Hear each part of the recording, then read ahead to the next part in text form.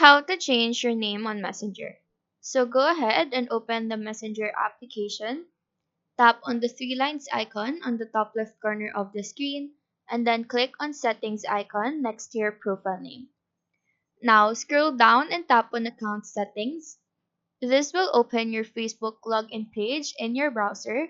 So just type in your information and log in here, and then proceed to Settings.